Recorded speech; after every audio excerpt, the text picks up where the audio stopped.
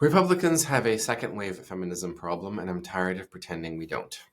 I'm Joshua Lisec. This is Daily Persuasion. I am not just your host, but I am a New York Times bestselling author and co-author, ghostwriter of more than 90 books, a professional hypnotist, and in these videos I curate current events to teach you how to better influence the VIPs of your life and career.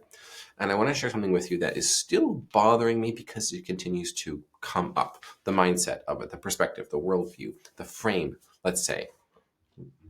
Megyn Kelly on February 17th, in response to the Ashley St. Clair, let's say Elon Musk shenanigans, Megyn said, "Ladies, it is possible to make your own money, have your own career, pay for your own swanky New York City apartment, etc., and find a man who loves you, wants to have and raise kids with you, and wants to be with you and only you. The only thing just stopping you, your decision to settle for less." Holy shoot, what a bad take. It's not even possible for a man to have all of that, and especially not all at once. That is nuts. I will read it again. It is possible to make your own money, ladies, have your own career, pay for your own swanky New York City apartment. Do you know how much those are? Swanky New York City apartments. If she's looking at these sort of apartments that I've seen in New York City, that's like 5-figure rent. That could be $10,000 up to $80,000 a month rent for a swanky New York City apartment. And find a man. Okay, so the man is going to be separate from the next, who loves you, wants to have and raise kids, and that actually does, by the way. So we have to include that one. Now we're up to 7. And wants to be with you and only you. Presumably, we're going to add a ninth one, which is presumably to stay married to you. Okay, so that's 9 checkboxes for Megyn Kelly. The only thing stopping you is your decision to settle for less. That is insane. The world's richest man can't even do that. He can't even pull that off. What do you think that generic ladies are capable of doing that? I don't know a single man who's capable of doing that. That's not just living 2 lives in one. That's about 3 different lives, all in one. There's a saying that a woman can have everything she wants, but not at the same time. That's probably true. And it's not just for men, but also for women. There are expiration dates for the things that you can't have, and by when and after that point, you cannot have them anymore.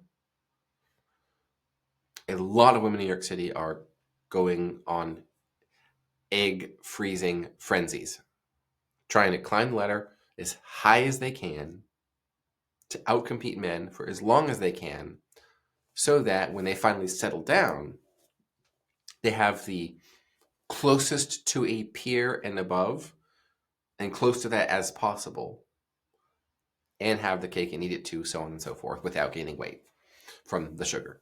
Okay, so it's insanity. This is second wave feminism. Second wave feminism is feminism from roughly 1961 to the early 1970s. So it's a sort of period of the sexual revolution of 67, 68, and so on, so forth, 69, the sort of 2-year period. But also goes back to 60, 61 with the advent of the pill to decouple sexuality from reproduction, on up through, let's say, the Equal Rights Amendment era, feminist marches, movements, again, free love, but also abortion nationwide, Roe versus Wade. So that's 61 to 73. So that is a second wave feminism era. And we also saw a massive increase in the number of women in the workforce. Second wave feminism is effectively, in order to be equal to men, women have to act like men. Women have to be like men. Women have to dress like men. Women have to, this is the pantsuit phenomenon.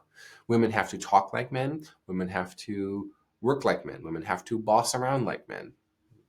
Women have to have all the jobs that men have in order to be equal. The great irony, of course, is that in cultures with the most gender equality, men and women are the most different, choosing the most different professions, education, social activities, so on and so forth. The great irony, of course. Coming back to this, we see also that conservative influencers, specifically female conservative influencers, are the transgenders of the right. A criticism of transgender folks is that they will often, let's say, wear femininity like a costume, wear womanhood like a costume, sort of put it on. And female conservative influencers do the same with traditional right-wing values, like the family, like biblical womanhood, traditional marriage, and sort of put those on and say, look, I'm a conservative. I have 2 kids, and they're both under 3, and I hardly see them at all. My nanny takes care of them.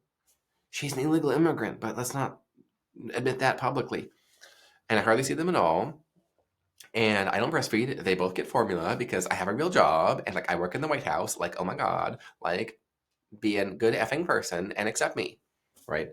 And so really quick, we find that second wave feminists on the right are kind of like a diet woke, sort of a woke light situation, where they're just like liberals, just like the left.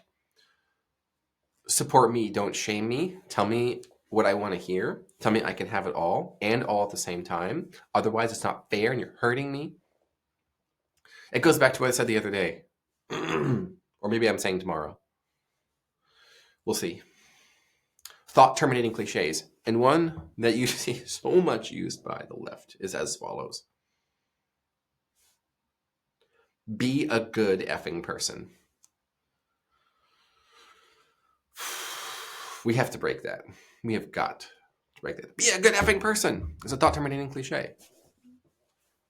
This is probably what Megyn would say to me. And by the way, in the replies to her, there were a lot of stay-at-home moms, housewives, homemakers, part-time workers, hobbyists, people who are an actual Proverbs 31 woman, okay? That's often held up. Like, if you read Proverbs 31, she is clearly submissive to her husband and the family. Clearly. And she's fulfilled, happy, and thriving. Now, plenty of women want that. Plenty of women don't want that. We've talked about the necessity of feminism, first-wave feminism specifically, on this channel as a response to alcoholism. But Joshua, there have always been drunks in human history. Yes, and communications technology for the first time, turn of the century, post-industrial revolution, allowed the domestically abused and neglected women with alcoholic husbands to find each other and organize for the first time in human history. That gave us first-wave feminism, which, in my opinion, is absolutely necessary. Absolutely necessary. Nobody wants a human being to have to be legally subjected to abuse. Full stop. That's my perspective. I disagree with second wave feminism because I do not believe that women need to be men to be valuable. I believe that women can be valuable and worthy as women. You do not need to put on a pantsuit to be important, to be a human being with equal rights. I do not believe that. But the problem is that's been the prevailing ideology for so long on the left, and now the right has adopted it as well. And we have a real second wave feminism problem. We also see a lot of people putting down attractive, beautiful women who are on the right, who are also competent and capable. Take Natalie Winters, for example. She is so despised. So despised.